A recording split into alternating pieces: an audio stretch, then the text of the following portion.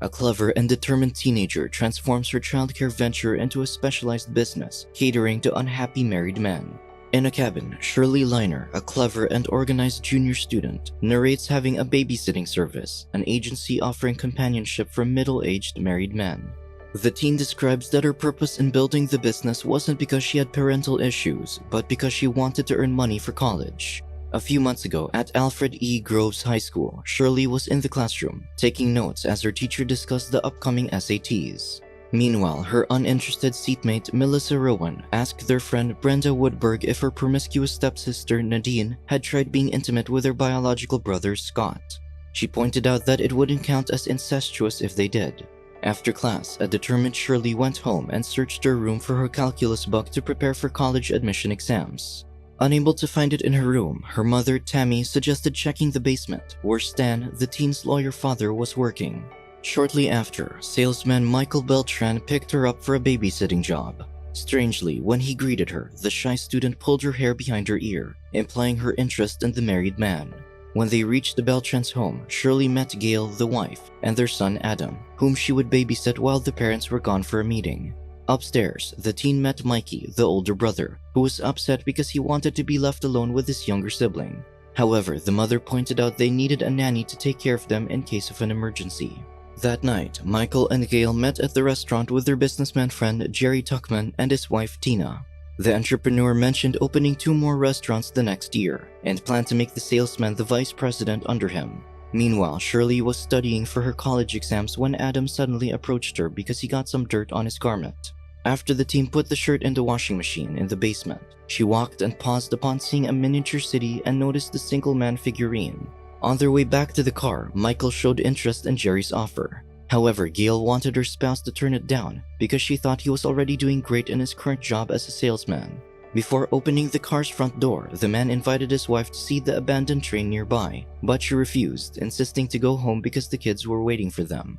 When the couple got home, they witnessed Shirley meticulously cleaning the floor to remove some spots using a cleaner with a strong scent. Shortly after, Michael took the babysitter back home. While on the road, the teen's stomach suddenly growled, prompting the man to invite her to eat at a diner. There, the two subtly flirt with each other, finding out they were both night owls and doing stupid things. Shortly after Shirley shared her obsession with keeping things in order, she asked Michael how he met Gail. In response, he shared that he met his wife, who used to be troublesome, outside of Ann Arbor through his friend Jerry, his entrepreneur friend. Before leaving the diner, the married salesman asked the nanny if she already had a boyfriend. However, she responded by looking at the silly customers nearby, implying she didn't have one because guys her age were immature for her. On their way to Shirley's house, Michael invited the babysitter to see the abandoned train, where they explored and eventually kissed, which the man regretted. After arriving at the teen's home, he paid her an extra tip. Upon reaching home, the disturbed student obsessively washed her hands while looking at the money she earned. Afterward, she looked at her triple reflection in the window. Meanwhile, Michael couldn't sleep beside his wife after realizing what he had done. The next day, Shirley attended class, trying to concentrate on the reproductive health subject. Meanwhile, Michael seemed preoccupied as the boss, George, discussed their new potential car product. After class, the nanny hung out at a coffee shop with Melissa and Brenda.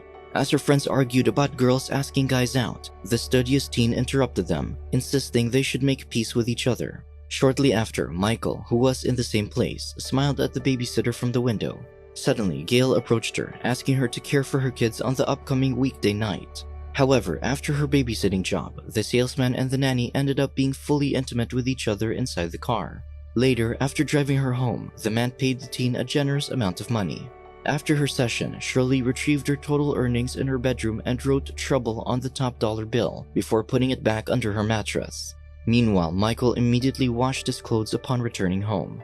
Afterward, he noticed that the little man in his miniature city had a woman beside him, revealing that the nanny had placed it because of her obsession with keeping things in place.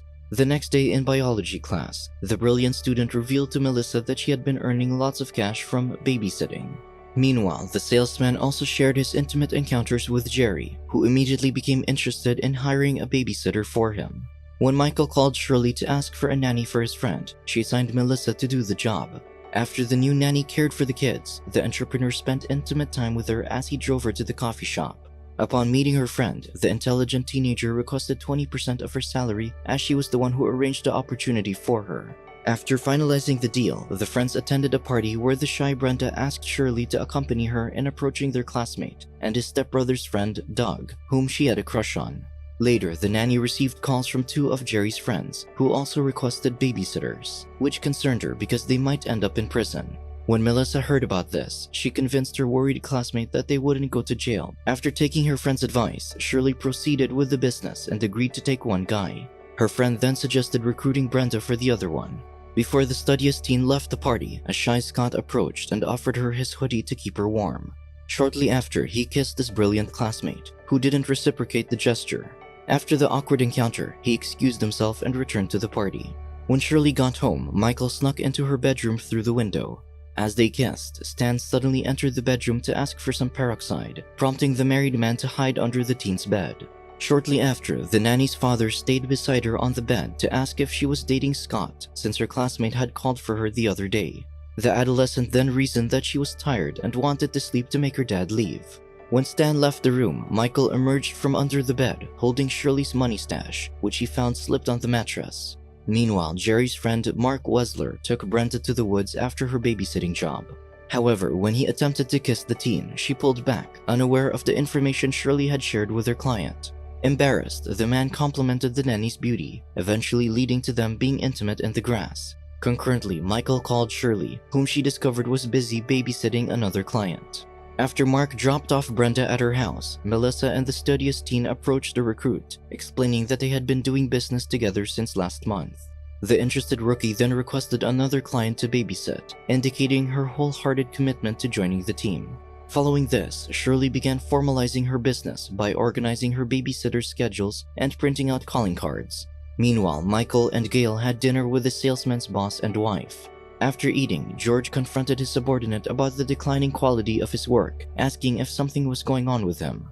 However, the man denied this, suggesting revisions if the boss didn't like the outcome.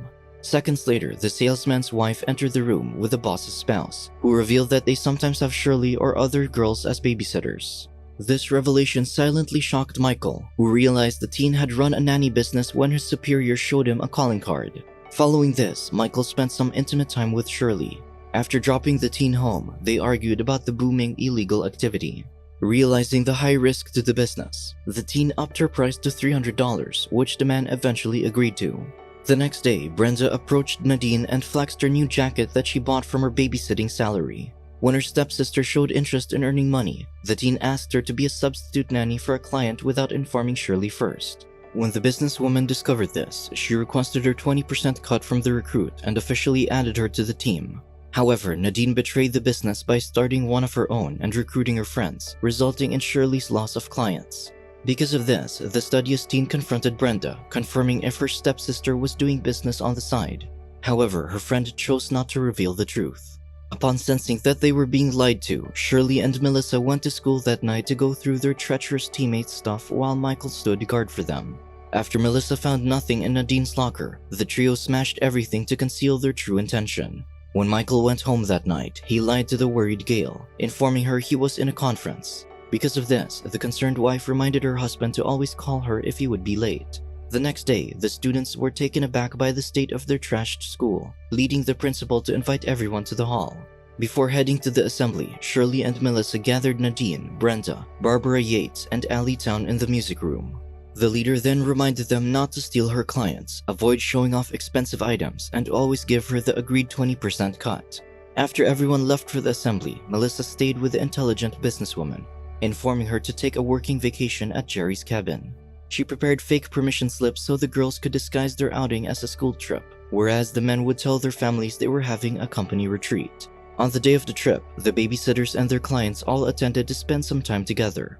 After Jerry brought some illicit substances to Michael, he revealed his particular interest in Brenda because she was naive. He pointed out that the teen would look back one day and think she had an exceptional experience. Later, when Michael witnessed Shirley intimate with another man, he felt uncomfortable and walked out.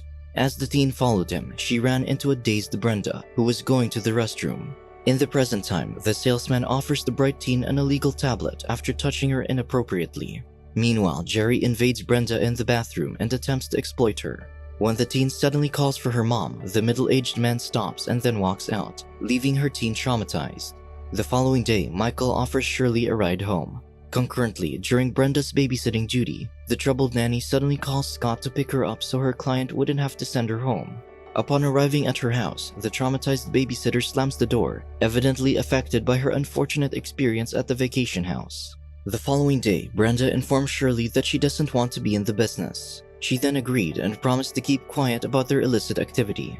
When Melissa learns about this, she stops the businesswoman from letting their friend go because she might expose them.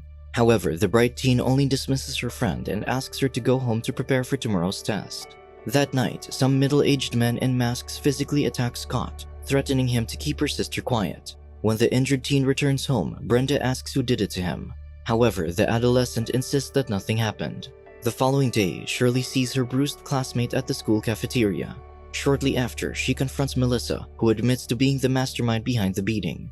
She justifies her actions, pointing out that she's doing it for the business. Meanwhile, Michael gets home early and surprisingly sees Gail, who arrived earlier than him because their son's principal called. When the wife reveals that their child cursed their teacher, the salesman laughs it off, making her annoyed. When the salesman reveals that the boss transferred him to a low-profile account, his spouse becomes disappointed. Because of this, he frustratingly asks how much money would make her happy, despite already having the security they need. However, the passive Gail avoids the argument and instructs Michael to talk to their son. She then heads out for a meeting, canceling her date night with him. Following his wife's instructions, he goes upstairs and talks to Mikey. He then empathizes with the boy and realizes he should curse his boss like his son did to his teacher. Before leaving the house, the salesman gives his child money to buy pizza and tells him to take care of his younger brother. Meanwhile, Nadine calls Shirley and notifies the businesswoman that she will cancel her session because of the upcoming exams. In a panic, the clever teenager pulls her laptop, causing a box on the table to fall. Shortly after, she hangs up, telling her classmate she'll call her later. Frustrated with his marriage, Michael decides to meet the babysitter and then drives her to the abandoned train yard.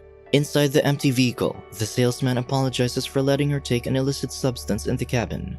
Shortly after, he shares that Gail and him aren't compatible, implying that he and the nanny were a match. However, while the teen acknowledges that they probably deserve each other because they're both awful, she asserts that their connection is something to be nostalgic about later. In response, Michael tries to convince her to run away with him, pointing out that he doesn't want to keep her a secret anymore. However, Shirley only turns him down when he emphasizes that he needs her in his life. In response, the desperate salesman mentions he'll continuously pay the babysitter to be with him. However, the teen makes it clear that he's too late. Suddenly, a roaming cop arrives, prompting the nanny to hide. When the policeman interrogates Michael, he mentions that he is just looking around because he loves trains. Shortly after, the officer orders the man to leave the yard. Left alone, Shirley walks to the nearest phone booth to call Brenda, but Scott answers and tells her sister she can't talk to her. When the teen asks for Nadine, her classmate mentions that her stepsister is babysitting. Upon learning this, the businesswoman realizes that their treacherous teammate lied to her about canceling her session because of the exams. She immediately calls Melissa, informing her about Nadine, who takes clients behind their backs again. With the help of Jerry, Shirley and her friend arrive at a parking lot where the trader and her client are. After getting out of the car, the man opens the trunk and pulls the babysitter, handing her to the teenagers. While the duo threatens to throw Nadine off a building, the middle-aged man beats the guy inside the automobile. Suddenly, the businesswoman gets distracted and looks at the familiar car, causing her to let go of the treacherous babysitter accidentally. As Shirley and Melissa panic, they immediately grab their teammate, who is about to fall. Fortunately, Jerry comes to their rescue and pulls the babysitter up, relieving everyone. Behind them, the guy inside the vehicle comes out and shocks Melissa. Seeing her friend's reaction, the bright teen turns her head and surprisingly finds her father, who turns out to be Nadine's client. Realizing what she has done, the businesswoman breaks down. Years later, Shirley, who has a new job and a personal car, drives to Michael's place and sees her ex-client happily bonding with his family. Shortly after their eyes meet, the former babysitter returns to her car. She then tearfully reflects on her babysitting experience as a unique moment in her ordinary life. Subscribe to watch more videos like this, turn on notifications and leave a like to help the channel out. Thank you for watching.